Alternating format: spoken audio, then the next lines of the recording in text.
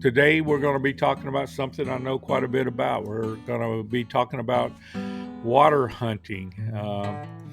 And right now we have David from 79 Custom Jigs, my buddy, on here, and I'll be mentioning him a lot because I do a lot of hunting with him. So we're going to talk about water hunting and what it takes to basically start out in underwater metal detecting. And a lot of people wonder, why underwater metal detecting? Well, I'll tell you, I've been doing this a long, long time, and you'll find more valuable items underwater because when people drop them, they can't recover them. They actually, most of the time they drop them. It's too deep for them to go down to find, or the bottom's got mud and murk on it, and it's hard to recover the items. So a lot of people just can't recover stuff. And I was digging through some of my files and some of the things I've found over the years. And one of the things I come up with this old picture right here. Um, this picture here was from quite a few years ago. Um, I went camping with a friend, and we water hunted underneath an old tree swing. This tree swing is located near a popular camp that kids go to, and basically they swing off the tree and they find all kinds of cool stuff. And lose all kinds of cool stuff. You'll see here in the picture, we've got pocket knives, and we've got earrings, and we've got bracelets, and lots of jewelry. We found lots of coins. We almost didn't even have to use a metal detector at this tree swing. We could just sweep the ground and just pick coins up. That's how many coins were at the bottom of this hole. It had never been hunted before, and we just got lucky to be the first ones there to hunt this. So when people ask me why water hunt, it brings up this memory from many years ago where we had a great hunt and just recovered literally thousands of dollars worth of stuff. You'll see in the picture there are gold rings, there are class rings. There was one ring in there that had a 3/4 carat diamond in there that we sold for over $900. So you'll see that we found a lot of good stuff in hunting in that area, and that's the reason I like to water hunt so much. Um, so when people ask why, that's why I like to water hunt. We've got a couple people in here. We've got David in here from 79 Custom Jigs, and we got Josh in here, and hopefully a few more people join us. It's probably a little slow tonight due to Halloween being last night and people out doing stuff, but I'll go on and we'll talk about water hunting. And if anybody has any comments or questions, just post them. I'll be glad to go over them and stuff. I'm just going to basically talk about what I use to water hunt and the options that are available to water hunt. Uh, Hi, Southern Relic Adventures. He's on here. Um, and I'll go back to a picture, Southern Relic Adventures, I just showed a few seconds ago on why I like to water hunt. And this was a water hunt that I did several years ago. It was over a weekend. We recovered several $1,000s worth of stuff water hunting. And I was explaining that water hunting is the best way to go find a lot of jewelry because when people drop it, they can't recover it. Like if you drop it on land, you just bend over a lot of times and pick it up. So jewelry lost on land is they're fair game for anyone to pick up. But if you go underwater and you lose jewelry, a lot of times it just sinks in the muck and the sand, and without a metal detector, there's no way you're going to find it, especially if it's in deeper water, say 8, 9, 10 foot deep. Like this tree swing was about 7 foot of water, and me and a friend of mine hunted it, and we hunted it all weekend. We almost, like I said, didn't have to use a metal detector. We just basically could fan the sand and pick up coins. So the subject today, what I was going to go over is water hunting, and I was going to show people what I use, and hopefully we get some questions in there. This is a subject I know a lot about. I've been water hunting for well over 20 years. Excuse me. I'll go back to how I started. I was a Navy diver, and I got out of the Navy and I started mining gold underwater with a dredge. And one thing I noticed is when I would dredge rivers, especially in swimming holes, uh, we'd get jewelry and stuff in the dredge. And a friend of mine and me started looking at underwater metal detecting. And back then, you had to like put things in like housings and stuff like that, build housings that were waterproof to keep your detector from getting wet. But along came some underwater detectors. My first real purchase underwater detector was a Fisher 1280X. Um, that was a great machine. I used it many years. Thousands and thousands of dollars worth of treasures come out of the ground using that 1280X. And then I switched to a Garrett Sea Hunter and used that up until I bought a Minelab Excalibur. And I used that up until recently, and now I've switched over to using an XP Deus 2 as my underwater metal detector. Um, so that's how I got started. It all started out as being a Navy diver, and then also when I got out of the Navy, I taught scuba at Lake Travis here in Texas. I am still a PADI dive instructor. Although I haven't taught a class since 1998, I still maintain my PADI instructor license. I keep it up to date, and so I mean, it's just one of those things. I go through the hoops to just keep that active. I don't know why at my age, but I've kept it active all these years. So scuba diving is something that's kind of in my blood all the way back to when I was a young man in the Navy.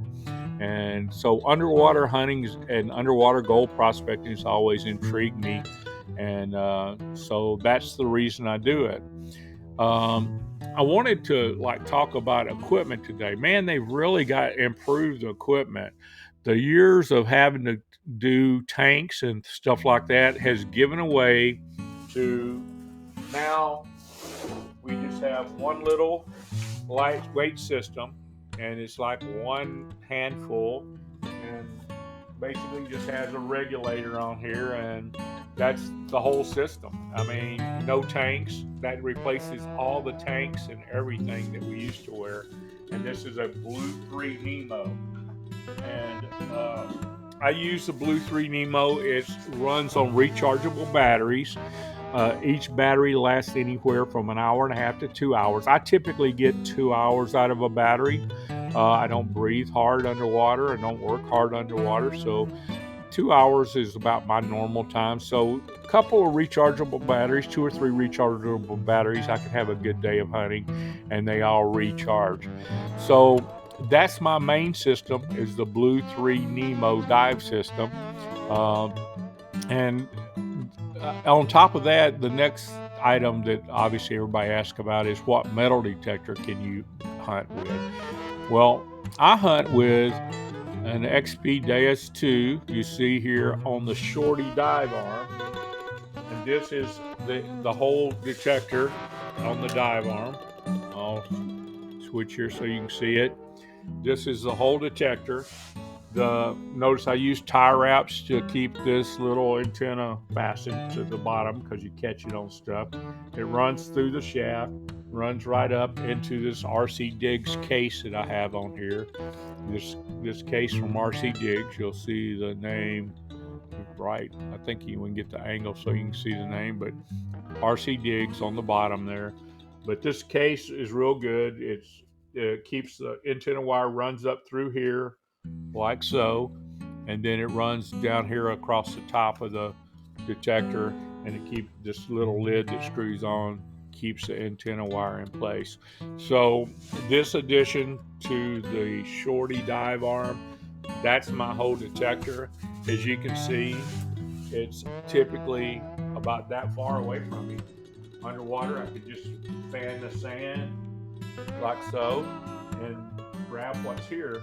So you don't have to reach the full length of a rod like on a normal detector. You want a short arm detector like so.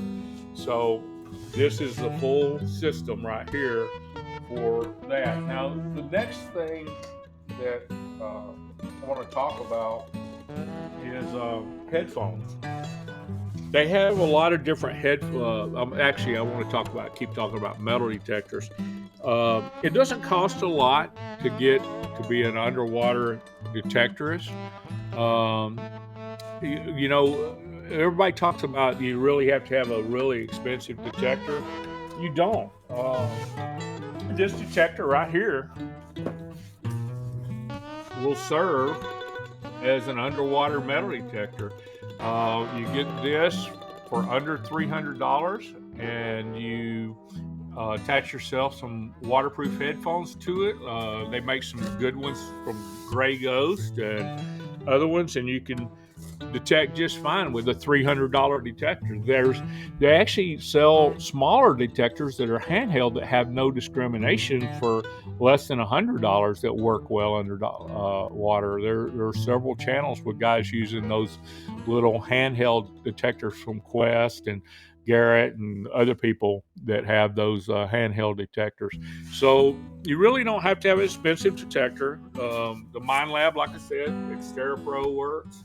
I use the Xpedeus 2. You can get by with a Nocta Macro Simplex. They're waterproof as well. And the best thing to do is just if you want to get started in it, get yourself a good waterproof metal detector. The Mind Lab's good down to 5 meters, which is like 25 feet or so. It's pretty good. The Southern Relic Adventures. NC Relic Hunter says here, Southern Relic Adventures got some waterproof earbuds for the Xterra Pro. My friend David uses waterproof earbuds, and he's also uses the waterproof headphones on his Legend. He has a Nocta Legend that he uses underwater, and that's a great detector for underwater too. But the main thing I like, the reason I really like the Xpedeus 2 above some of the rest of them is these right here. These are the XP. They come all together. I cut mine in half, and I'll show you why in just a second.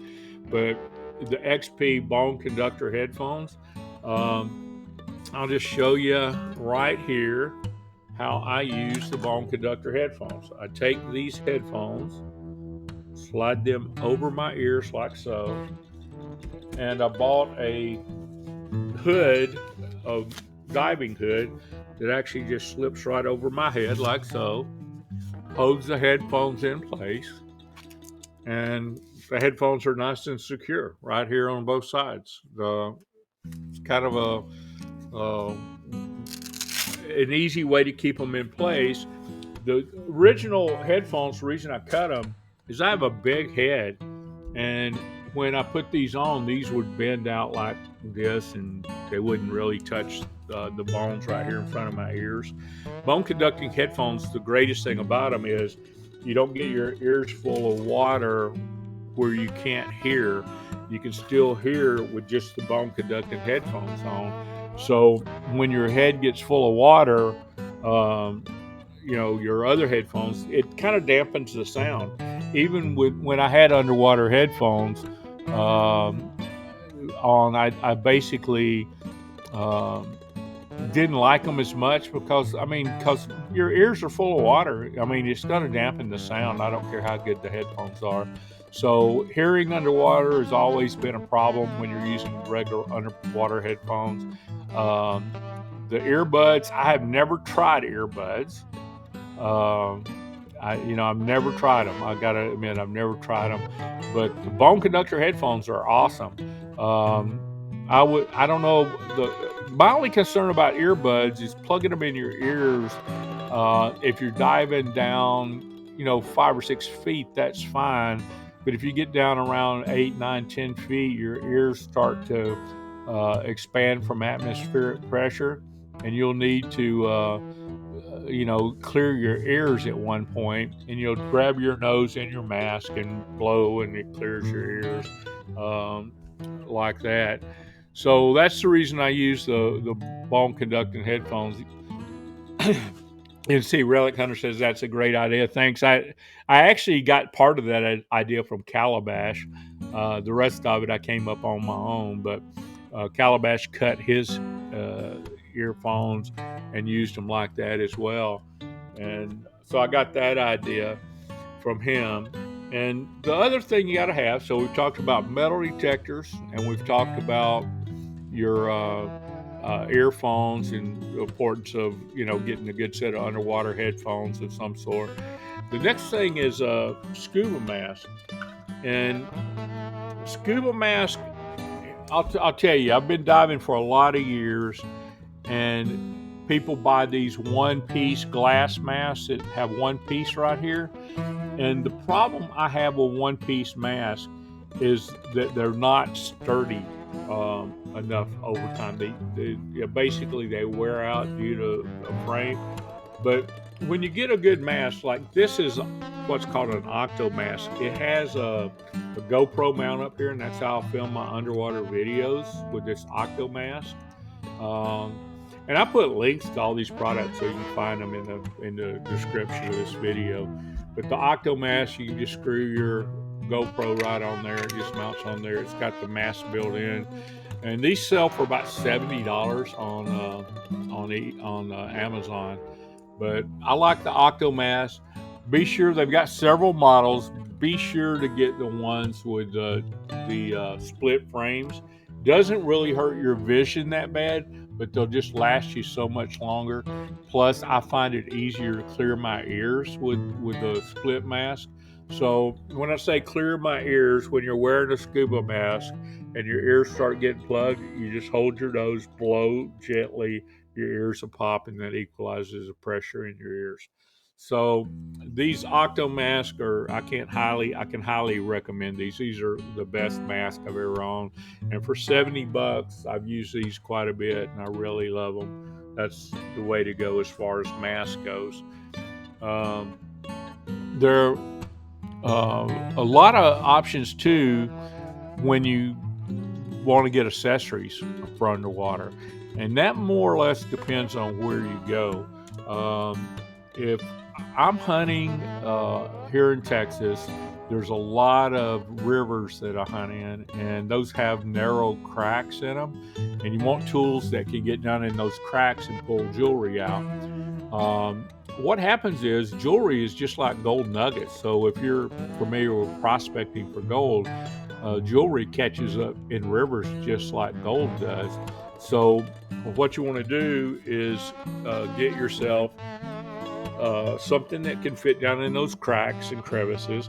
I use sometimes a crevice tool if I'm in areas like that have issues with crevices. But one of the things, rather than I normally use a gray ghost pouch. It's really big for land detecting. So it's a big pouch, has a lot of areas to put stuff. You can put trash and treasure in it. But when I'm diving, I don't want all that bulk on me. So what I typically do is I use this pouch from Detectors, and it's a great waterproof pouch. The whole thing is waterproof. It drains. So when you're diving, the Detectors pouch is one of the best ones I found. And one of the things I like about it is when you find a ring right here, you can open this pouch, and right here they have a hook inside the pouch that you just clip all your rings right onto this little clip right here. And it actually just clips. You drop your ring right there and then put it back in the pouch, and you have a double safety there that you're not going to lose the ring again. So as that zips up, I keep my all my treasure hunts kind of tangled up right now, but I keep all of my treasure hunting tools on these bungee lanyards.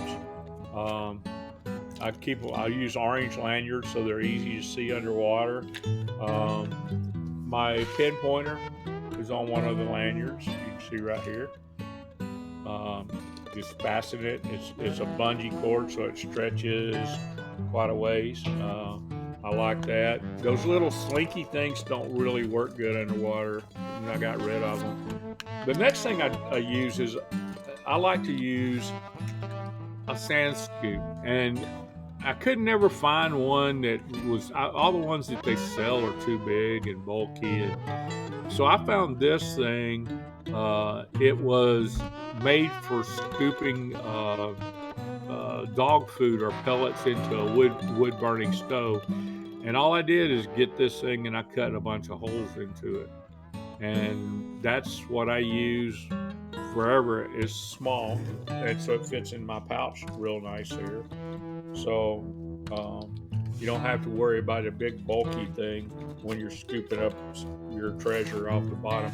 Plus, it's plastic, so you know the detector won't pick it up. So when I'm looking for treasure, that's that's what I use as far as you know uh, a pouch and system.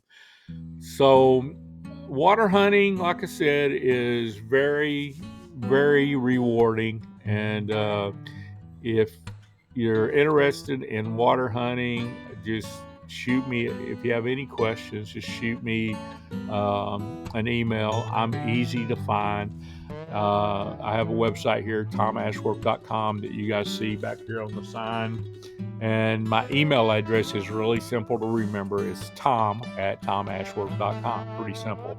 So if you have any questions, you can email me, ask me questions. I'm glad to answer. I always answer all of mine. I reply to every comment that's made on every one of my YouTube videos. Since day one, I've always replied to every single comment. So if you have, you can also put questions in the comments, and I'll be glad to answer there as well. But those are all some of the tips I have for water hunting. Also, I'm going to run this banner here for everybody. Don't forget to enter the giveaway for an XP MI6 pen pointer. That's the one that pairs with the Deus 2. It's the one I use all the time. Works great. Probably, in my mind, the best pen pointer out there right now. Although there are some good ones coming on the market right now, but I still like my XP MI6 pen pointer. So if you guys have wanting a pen pointer, that's the one I suggest you guys getting. And if no one has any questions, I'm not going to keep this broadcast going just to keep it going. We've been on here about 25 minutes, and I just wanted to talk about well, we had somebody just now show up, Silver Hunter. Hi, Silver Hunter. How are you? Hope you're doing well tonight. And so I hope everybody, you're getting here a little late, Silver Hunter. I was just about ready to close down the video because I discussed everything. We discussed water hunting on here tonight, and hunting, how to hunt underwater. And I told everyone if they ever have any questions about water hunting that they could get in touch with me, tom@tomashworth.com. I'll be glad to answer your questions about metal detecting. I've been metal detecting for well over 50 years now, and it's the greatest hobby in the world. But I think water hunting is probably my favorite. And you know, one thing, I'm looking at the logo here for NC Relic Hunter, and I really like that logo, NC Relic Hunter. Is that Blackbeard? I mean, it looks like a thing I've seen for Blackbeard the pirate. And I've hunted many pirate treasures underwater before, so I'm always intrigued by the different pirates. I took my vacation this year. Me and my wife went down to St. Augustine, Florida. Obviously, went through the pirate museum and all the pirate forts there in St. Augustine. Southern Relic Adventure says it's Blackbeard. Blackbeard's another famous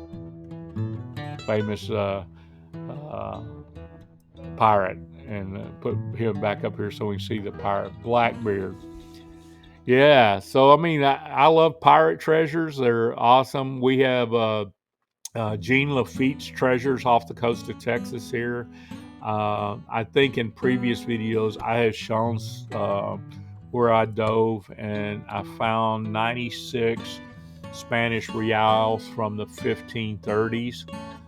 They were late 1530s, like 1539, I think is when they made those. And the Spaniards made those in Matagorda, Mexico. And on the way back to Spain, the three ships got hit by a hurricane. They sank off the coast of Texas. I actually knew the location, or I researched and found the location where they did. Me and friends went there and dove that. My share of the loot, I found 96 Spanish reals from that, from the 1530s, and that's one of my best finds to date. It's one of my favorite finds. Had a great trip on that, and it's just one of those things that I love doing. I love diving for treasure, and yeah, Blackbeard ships found right off the coast here in North Carolina. You know, Cape Hatteras has a lot of treasure tales. I mean, uh, there are thousands and thousands of sunken treasures. Now that takes more elaborate gear than using a Blue 3 Nemo in a river hunting hunting for coins and stuff like these that we showed earlier. Those take a lot of extra gear. I was using the Blue 3 Nemo here. You actually have to have dive gear to hunt those. So, so you're adding tanks, you're adding buoyancy compensators, you're adding full dive gear, which is I enjoy that as well. But it's been my thing over the past few years just to hunt for local treasures. I like hunting swimming holes. That we'll go over that real quick. Where to hunt swimming holes, tree swings, tube shoots. They have a lot of tubing here in Texas. That's a popular thing for people to drink beer and get in the inner tube and float down the rivers and lose their jewelry so I can go find it. That's a popular thing. Obviously, water skiing and boating is real popular here. I think one of the best ring recoveries I did. Me and David have a ring recovery system where people call us to go find things. One of my best ring recoveries that I've found to date is I found a $40,000 diamond ring in 33 foot of water for a lady several years back. She called me to go hunt for that. So you can actually make money if people know you're an underwater hunter and they lose their ring in water. Get you some business cards made, and you can go put them all over places. Like I got some of mine I put over, on blackboards at some of the tube shoots and stuff here in Texas. And I don't know, this year I probably had 10 or 15 call outs, something like that. And people call you all the time to go find their jewelry, and usually people will tip you really nice. I mean, I don't charge anything. I tell people I don't charge nothing. If I'll come out and look for your ring if you pay me what you think it's worth. And I got to tell you, the tips I get are usually well beyond what I would have asked to find that. When I found that $40,000 ring, the lady gave me a $2,000 tip. So that just goes to show, the generosity of people when you find their valuables. I found an Aggie class ring from Texas A&M. The guy graduated Texas A&M in the 1950s, and he lost his class ring on the Guadalupe River floating down a tube chute. And he called me out back in, quite a while back. And I went down and found his ring for him. He was throwing the ball for his dog from the bank, and the ring, he had wet fingers, and the ring slipped off his hand and went flying out into the middle of the river. And he called me out, and I went out there and looked for it underwater. And that guy tipped me $2,000 to find his class ring that probably wasn't worth five or $600 gold value wise, but to him it was sentimental value. And so he tipped me really well for finding his ring. So guys, that's why I like water hunting so much better than any other type of hunting. I mean, obviously, I'm a gold dredger. I do stuff like go up to Nome, Alaska and dredge for gold, or Chicken, Alaska and dredge for gold. I dredge rivers in California, Idaho, Oregon, Washington, Montana. I've dredged everywhere. I've dredged Georgia, North Carolina, South Carolina, New Hampshire, Maine, and Vermont. I've dredged in all of those places. So all of that's underwater. So it led to my hobby of being an underwater metal detectorist as well. And I just think that underwater hunting is, one of the funnest things that you can do. So I always encourage people to get into the hobby. There's always thousands of places to go. I'm never going to run out of places to go. I've got more places to go than I have time to do it. This We've just went over a cold snap here in Texas. It got down into the 30s. On Friday, it's supposed to warm up to mid 60s. I'm going to get my wetsuit on and I'm going out to a swimming hole. Friday, I'm looking for jewelry in a swimming hole that I'm going to, and so there's always places to go, and that's another cool thing about underwater detecting is that you're not competing with everybody else, and you're not going to these hammered places that people have just detected over and over and over again. So that's why I think water hunting is the best type of hunting. And I was hoping to share that with you guys tonight. And I hope you guys got a lot out of this broadcast, this live production. Next week, I think I'm going to talk more about gold prospecting with a metal detector. And I'll show you a few nuggets that I have found and uh, things like that. NC Relic Hunter says it'd be 20s in the morning. Yeah, you guys are just now getting into the right time of the season out there in North Carolina. It's going to get cold, but I used to hunt a lot outside of Cary, North Carolina, and Raleigh, North Carolina, and I hunted a lot around the Uwharrie Mountains. I think I talked to you guys about that before, but yeah, so I know how cold it does get, but North Carolina is a year-round state. You can hunt most of the time, most of the year. And well, Silver Hunter, I hope you do watch this from the beginning. So I appreciate everybody being on here tonight. And uh, I know everybody's got a busy lifestyle and taking the time to spend it, with me and the other fellow treasure hunters is really appreciated. I want to give some shout outs here to my friend David Montgomery at 79 Custom Jigs. He makes custom crappie jigs.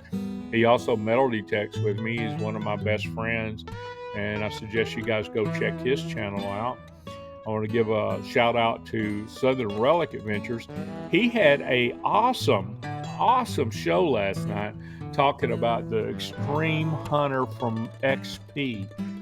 He's getting one of those things, and I'm interested in seeing what he does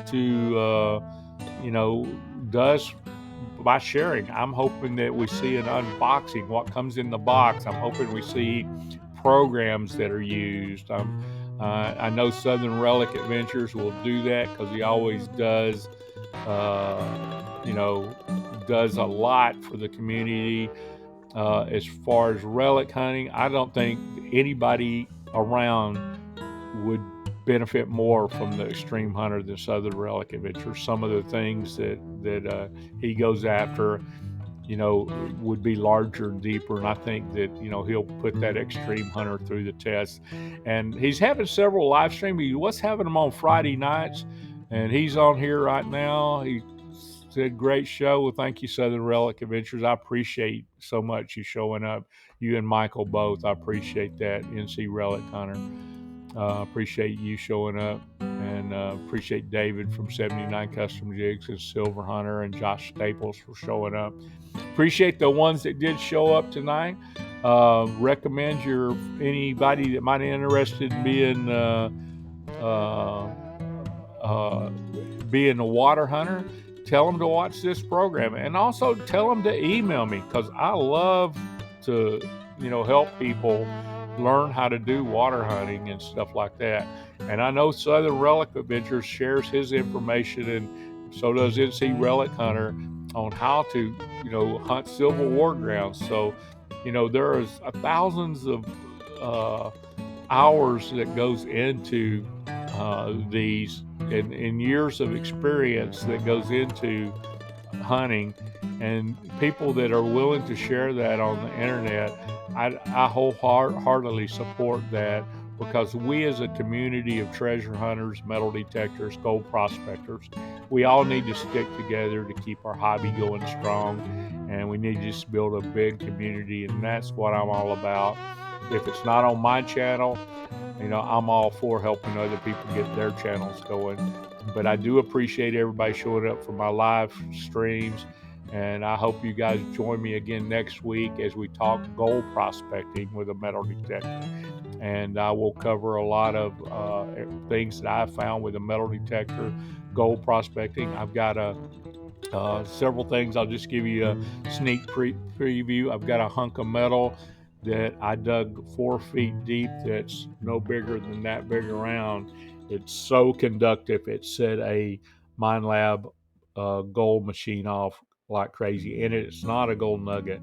I'm just going to tease that with you guys. And I'll probably demo how deep this thing really picks up. It's amazing. So that's it for today, guys. I hope you guys join me next week, at the same time, 7 p.m. I'm going to have these little chats every week, and I encourage you to getting your friends out here and joining in the fun, and let's talk treasure hunting, metal detecting, gold prospecting, and gold mining. Anyway, God bless, guys, and I'll see you guys again next week.